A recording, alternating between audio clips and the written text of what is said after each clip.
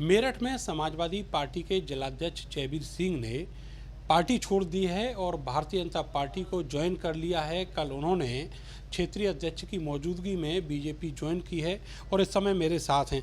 जयवीर सिंह जी, आपका तो एक अरसे से नाता है, मुलायम सिंह जी के ज़माने से आप जुड़े थे, और ऐसी क्या वजह हुई कि आपको पार्टी छोड़नी पड़ गई? देखिए, मैं पिछले काफ़ी दिनों से अपने को असहज महसूस कर रहा था। राष्ट्रीय अध्यक्ष जी ने मुझे अध्यक्ष बनाया काम करने के लिए। पार्टी में माहौल नहीं है इस समय बिल्कुल किसी तरह का काम करने का। दूसरी तरफ मैं माननीय प्रधानमंत्री श्री नरेंद्र मोदी जी और योगी जी के कार्य को देख करके उनसे प्रभावित हुआ, उनकी नीतियों को देख करके प्रभावित हुआ और मैंने निर्णय लिया कि मुझे जो है समाजवादी छोड़ करके भारतीय जनता पार्टी को में शामिल हो जाना चाहिए। मेरी माननीय प्रदेश अध्यक्ष भूपेंद्र चौधरी जी से बात हुई, मैंने उनसे निवेदन किया कि आप मुझे अपनी पार्टी में शामिल करा लें, मुझे अपने परिवार का सदस्य बना लें, तो आपकी बड़ी मेहरबानी होगी। उन्होंने मुझे कहा ठीक है, आप हमारे परिवार में आइए, हम आपका स्वागत करते हैं। मैंने इसलिए पार्टी ज्वाइन की। सर, ये बताइए कि बहुत मुश्किल होता है, पूरा जीवन आपने समाजवादी पार्टी को दिया है, अब ऐसी क्या स्थितियां बनी? आपने कहा कि पार्टी में माहौल नहीं है काम करने का। वो कौन लोग हैं जो माहौल बिगाड़ रहे हैं और अभी पार्टी की स्थिति है क्या? देखिए, अभी आपने सारी चीज़ें आपने कवर की हैं। अभी नगर निगम का चुनाव हुआ, शाहिद मंजूर जो मंत्री हैं रहे हैं, उन्होंने 2016 से लेकर के पार्टी के खिलाफ ही काम किया है। चाहे वो 2016 का जिला पंचायत का चुनाव रहा हो, चाहे 2017 में विधानसभा का चुनाव रहा हो, चाहे 2019 का लोकसभा का चुनाव रहा हो, चाहे 2022 का फिर विधानसभा का चुनाव रहा हो, चाहे अभी नगर निगम का चुनाव रहा हो, उन्होंने खुलेआम दूसरे दलों के लोगों को चुनाव लड़ाया और चुनाव लड़ा कर पार्टी को हराने का काम किया। वो लगातार मेरा उत्पीड़न कर रहे थे और लगातार मेरा शोषण कर रहे थे। इसी के साथ जो रफ़ीक अंसारी हैं शहर विधायक, उन लोगों ने भी कोई कसर नहीं छोड़ी पार्टी के खिलाफ काम करने में। इन सब चीज़ों को देख करके मैं अपने को असहज महसूस कर रहा था, इसलिए मैंने जो है निर्णय लिया। आपने कहा उत्पीड़न और शोषण, थोड़ा सा एक्सप्लेन करेंगे किस तरीके से? उत्पीड़न ये था कि मैं अध्यक्ष हूँ पार्टी का, मुझे कोई भी किसी तरह का भी सहयोग नहीं कर रहे। मुझे बूथ कमेटी बनानी है, मान लिया, तो मैं बूथ कमेटी कैसे बनाऊंगा जब तक विधायक साथ नहीं आएगा? पार्टी का निर्देश होता है कि बूथ कमेटी अगर बनेगी तो उसमें जो है जो क्षेत्रीय विधायक होगा उससे आपको बात करनी पड़ेगी। वो बात करने को तैयार नहीं है। उनका बेटा किस तरह की हरकतें करता है। अभी उन्होंने आज एक बयान दिया अखबार को कि मेरे काम अधूरे होंगे। मेरा क्या काम अधूरा है? अरे अधूरा काम है उसका, अधूरा काम उसका है ना। अभी बिल्डिंग करी है तो सब लोगों ने देखा है, उसकी प्रॉपर्टी की जांच करा लो, पता लग जाएगा क्या है उसके पास क्या नहीं है। हमारा कौन सा अधूरा काम है? हम कौन सा नंबर 2 का काम कर रहे हैं जो हमारा काम अधूरा है? हमने माननीय प्रधानमंत्री जी की नीतियों से प्रभावित होकर के, माननीय योगी जी की नीतियों से प्रभावित होकर के समाजवादी पार्टी को छोड़ करके भारतीय जनता पार्टी ज्वाइन की है।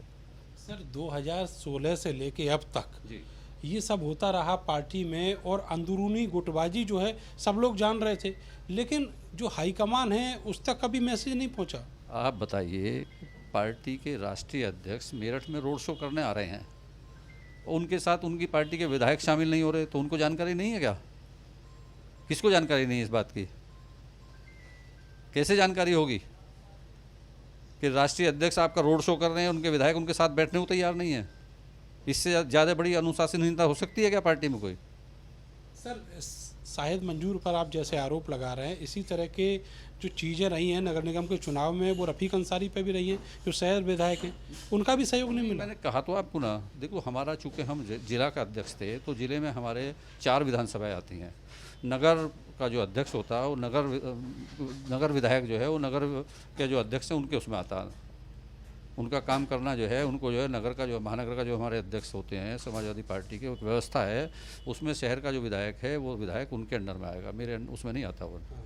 तो इसलिए उन्होंने भी जो किया वो तो सबके सामने है, वो तो सोशल मीडिया पे आपके समाचार पत्रों में सब जगह छपा है, उसमें कौन सी ऐसी बात है? अच्छा, समाजवादी पार्टी छोड़ने के बाद आपके ऊपर एक रिएक्शन आपकी ही पार्टी के एक नेता का ये आया कि आप तो पहले से ही आरएसएस के संगी हैं, जी, और आपने समागम में भी हिस्सा लिया था, जो आरएसएस का समागम मेरठ में हुआ।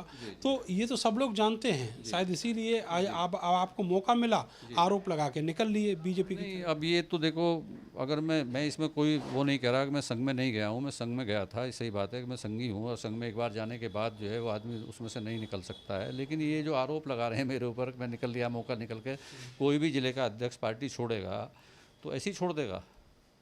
ऐसे ही छोड़ देगा। मैं तो सिर्फ और सिर्फ अब जो है मैंने पूरा निर्णय लिया, मैं किसी दूसरे दल में भी जा सकता था, मैंने दूसरे दल की तरफ देखा भी नहीं है। मैंने माननीय प्रधानमंत्री श्री नरेंद्र मोदी जी और माननीय योगी आदित्यनाथ जी के कार्यों को प्रभावित होकर अपॉर्चुनिटी भी दिख रही है बीजेपी में कुछ? नहीं, मुझे मैं तो एज ए वर्कर काम करूँगा, सामान्य कार्यकर्ता की तरह से काम करूँगा। मुझे कोई दिक्कत नहीं है किसी तरह की भी। मैं पदों पे काफ़ी रह लिया, मैं जिला पंचायत का मेंबर रह लिया, मैं कोऑपरेटिव बैंक का चेयरमैन रह लिया, मैं 10-12 साल समाजवादी पार्टी का अध्यक्ष रह लिया, मैं पीसीयू का उत्तर प्रदेश कोऑपरेटिव यूनियन का डायरेक्टर रह लिया 2 मंडल का। तो मेरे लिए तो बहुत काम, मैंने बहुत काम कर लिया। जीवन मेरे पास बहुत कम है, ज़्यादा मेरे पास समय नहीं है। जो भी समय है वो पार्टी के लिए काम करूँगा। मुझे किसी चीज़ अखिलेश यादव से क्या आपने पार्टी छोड़ने से पहले कंसल्ट किया या फिर पार्टी छोड़ने के बाद कोई मैसेज उनकी तरफ से? नहीं, मेरी तरफ कोई मैसेज आया, मैंने बात करने का प्रयास किया था कि मैं कल बात कर लूँ, कल बाई थी, उनसे बात मेरी नहीं हो पाई।